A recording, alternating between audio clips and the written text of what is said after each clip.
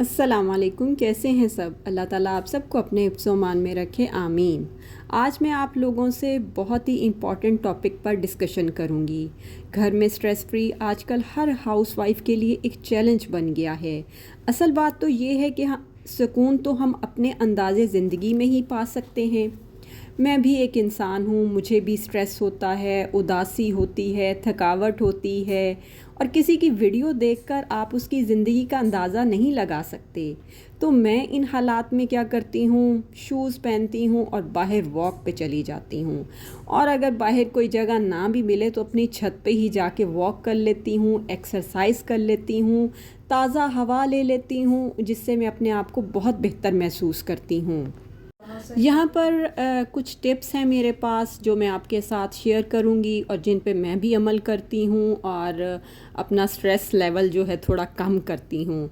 तो सबसे पहले ये है कि सुबह एक चाय का कप या कॉफ़ी लेकर बाहर बालकनी, टेरेस, कहीं भी थोड़ा सा जहाँ पे ताज़ा हवा मिले वहाँ पर बैठकर पिएं और ताज़ा हवा लें, ताकि उससे थोड़ी सी आपको एनर्जी मिले, पॉजिटिव एनर्जी मिले। नंबर सेकंड ये है कि अपने घर के कामों को आराम आराम से करें, उन्हें कोई रेस समझ के मत करें, थोड़ा मुस्कुराते हुए करें।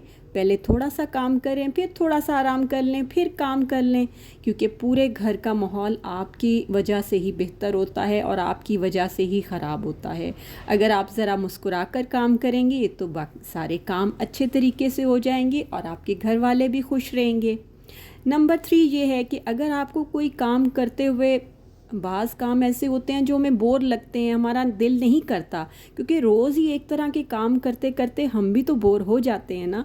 तो मैं क्या करती हूँ, मैं साथ म्यूज़िक लगा लेती हूँ। और ये मेरी कोई अभी की बात नहीं है, शादी से पहले भी मैं ऐसे ही करती थी।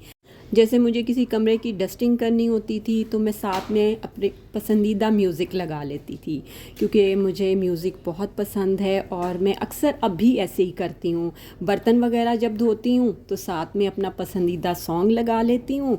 इसके अलावा जब आप थकावट महसूस करें, कोई उदासी महसूस करें, तो अपने दोस्तों से बात कर लें, अपने फैमिली किसी मेंबर से बात कर लें, अपनी सिस्टर से बात कर लें।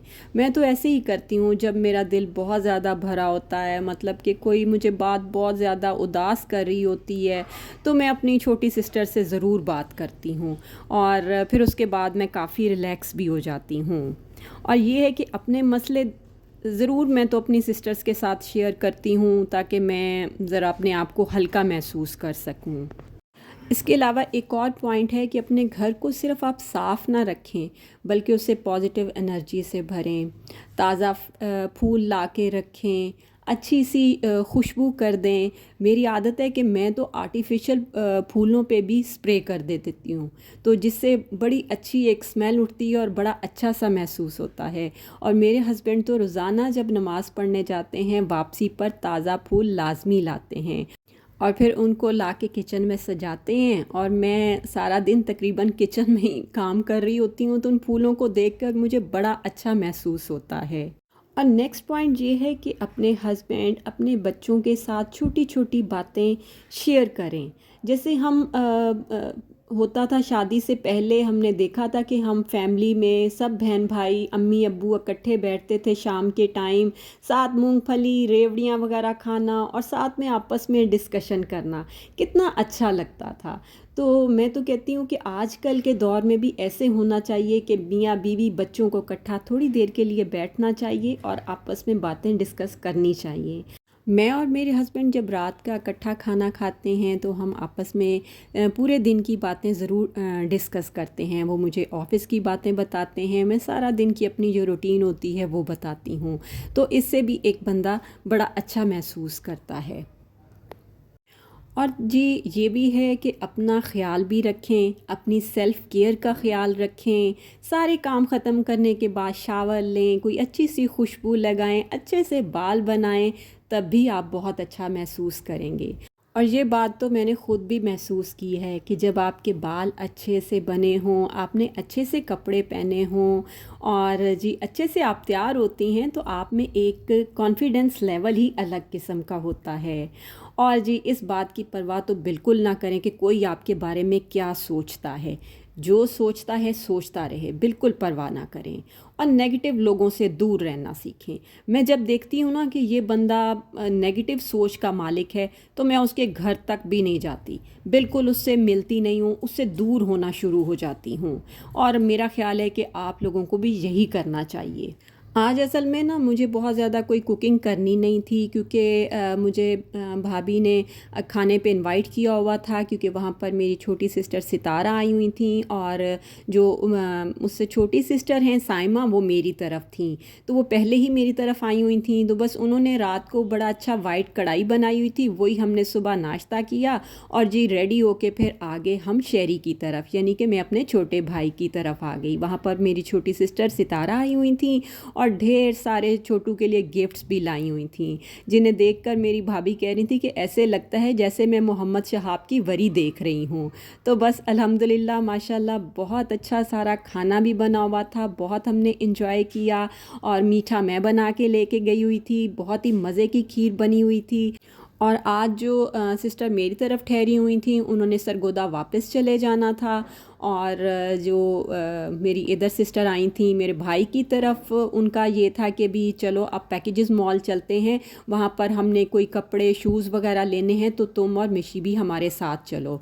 बस जी फिर हम खाना वगैरह खा कर फिर हम पहुंच गए पैकेजेस मॉल, और वहाँ पर मेरी सिस्टर ने निशात से ड्रेसेस वगैरह देखे, और इसके अलावा हश पपीज़ से और ईसीएस से शूज़ वगैरह भी देखे, और जो उन्हें पसंद आ गए वो फिर उन्होंने ख़रीद लिए। क्योंकि वो मुझे बता रही थी कि दिसंबर में कोई शादी वगैरह आ रही है, तो उसके लिए मुझे बंद जूते चाहिए होंगे और थोड़े से फैंसी भी होने चाहिए। मेरा बहनोई अलग अपनी शॉपिंग कर रहा था और मैं जो है अपनी सिस्टर के साथ उसकी शॉपिंग करवा रही थी। तो जो है बस फिर हम शॉपिंग करने के बाद बाहर निकले, तो इस टाइम तक तो रात हो चुकी थी और थोड़ी भूख भी महसूस हो रही थी।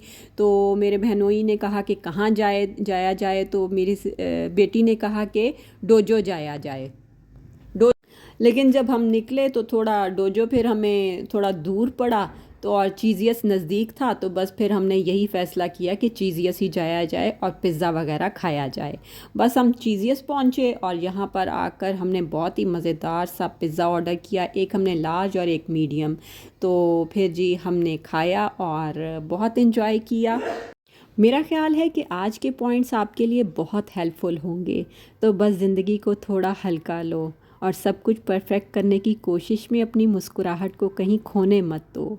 और आपका सुकून, आपकी पॉजिटिव एनर्जी ही आपके घर का सबसे खूबसूरत हिस्सा है। और याद रखें, घर तो तभी खूबसूरत लगेगा ना जब घरवाली भी खुश होगी। तो चलें फिर आज खुद से एक वादा करते हैं, जितना प्यार हम सबको देते हैं ना, इतना प्यार हम अपने आप से भी करेंगे। ज़िंदगी के इस सफ़र में स्ट्रेस तो आते ही रहेंगे, लेकिन हम इस अंदाज से करेंगे ये सारे काम कि स्ट्रेस ही हमसे दूर भागने पे मजबूर हो जाएगा। तो जी वीडियो के एंड पर आप देखेंगे कि गिफ्ट्स लेने में और गिफ्ट्स लेने से भी बड़ी खुशी मिलती है। तो यहाँ पर मेरी छोटी सिस्टर मेरे लिए बहुत ही खूबसूरत सी सफ़ायर की शॉल लाई थी, जिसे मैं ऊपर ओढ़ कर देख रही थी, और ये बहुत ही सॉफ्ट और बहुत ही अच्छी थी और मुझे इस बात की बड़ी खुशी हो रही थी। आज की वीडियो कैसी लगी आपने कमेंट बॉक्स में ज़रूर बताना है, और फिर मिलते हैं नेक्स्ट वीडियो में। तब तक के लिए इजाज़त दें। ओके, अल्लाह हाफ़िज़। है ये कौन से वाली?